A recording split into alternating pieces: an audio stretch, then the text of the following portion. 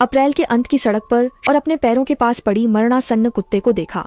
वह इतनी दुबली थी कि बस हड्डियां और चमड़ी बची थीं। शरीर घावों से भरा था, सांस इतनी कमजोर मानो किसी भी पल टूट जाए। फिर भी उसकी आंखें हैरानी से चमक उठीं और वह मुश्किल से पूंछ हिलाने लगी। मैं उठाकर सीधे पालतू अस्पताल की ओर दौड़ पड़ा।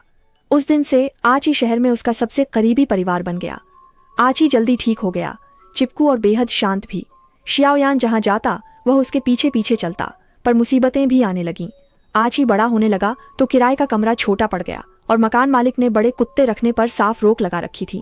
दोस्तों ने आची को कहीं भेज देने को कहा, लेकिन शियाओयान लाल आंखों से सिर हिलाकर मना करता रहा। मुझे ऐसा घर चाहिए जिसमें हम दोनों रह सकें, और वह शहर के आसपास हर जगह दौड़ता रहा। आखिर उसे ऐसा घर मिल गया जो आची को रखने को तैयार था। बस शर्त थी कि कुत्ता आंगन में ही रहे। शियाओयेन ने आची को बाहों में भरकर बार बार माफी मांगी। माफ करना, थोड़ा इंतजार करो, बहुत जल्द हमारा अपना घर होगा। मगर पहली ही रात आची पागलों की तरह भौंकने लगा। उसकी आवाज में बेचैनी थी। मकान मालिक अगले दिन ही दरवाजे पर आ गया। चेहरा तना था। अगर ये फिर भौंका तो घर खाली करना। शियाओयेन घबरा गया। वह आची को पशु चिकित्सक के पास ले गया, पर कोई स्वास्थ्य समस्या नहीं निकली। और बुरा ये कि पड़ोसी भी शिकायत करने लगे। पास वाला आदमी तो इलेक्ट्रिक शॉक कॉलर तक ले आया। मेरे कुत्ते के साथ भी पहले ऐसा हुआ था। यह सबसे कारगर है। कॉलर देखकर शियाओयान के दिल में डर हुआ, लेकिन मकान मालिक और पड़ोसियों के रोज रोज दरवाजे पर आकर दबाव डालने के आगे वह नहीं टिक पाई और आखिर आंसू बहाते हुए उसने कॉलर आची की गर्दन में पहना दिया। हर रात आंगन से बिजली का झटका लगने के बाद आची की कराह सुनाई देती। शियाओयान का दिल जैसे चाकू से कटता। वह आची को गले लगाकर रोती, बस मुझे थोड़ा और समय दे दो, मैं जरूर ऐसी जगह ढूंढ लूंगी जहां हम ठीक से रह सकें। कुछ दिनों बाद आची अचानक भौंकना बंद कर देता है। शियाओयान ने राहत की सांस ली। कई दिनों की दौड़ भाग ने उसे गहरी नींद सुला दी, पर उसे पता नहीं चला कि आंगन में आची अंधेरे में खड़े कुछ सायों को घूर रहा था। नजरें क्रूर, जैसे हमला करने को तैयार भेड़िया।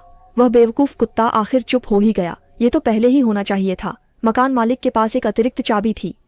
दो पड़ोसियों के साथ दबे पांव दरवाजे तक आए। अगर वो पहले ही चुप रहता तो हम पिछले हफ्ते ही काम निपटा लेते। दरवाजा धीरे से खुला। तीनों अब भी अंदर कदम रख ही रहे थे कि पीछे से अचानक भारी धीमी गुर्राहट सुनाई दी।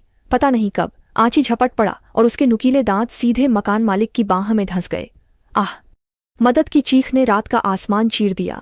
बाकी दो पड़ोसी भागना चाहते थे, पर आची उन पर झपट पड़ा और उन्हें कसकर पकड़ लिया। उसके पंजों की खरोंच से उनका खून बहने लगा। उसने फिर भौंका नहीं, बस सबसे आदिम ढंग से घर में सो रहे मालिक की रक्षा करता रहा। शियाओयान ने आची को गले लगाया और उसके आंसू थम नहीं रहे थे।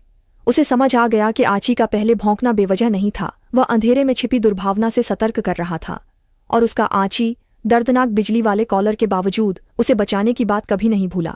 हम कल ही नया घर ढूंढेंगे।